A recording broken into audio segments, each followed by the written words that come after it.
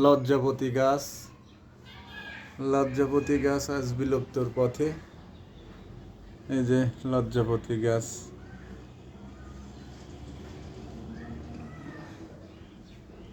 এই যে লজ্জাপতি গাছ আজ বিলুপ্তির পথে।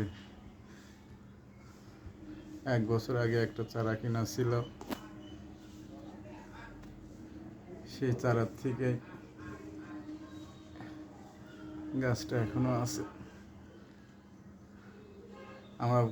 আমরা বলি যে বউ ঘুমট দাও, ছোটবেলা বলতাম এই যে বউ ঘুমট দেয়া গাছ, বউ ঘুমট দাও, সেই বউ ঘুমট দেয়া গাছ।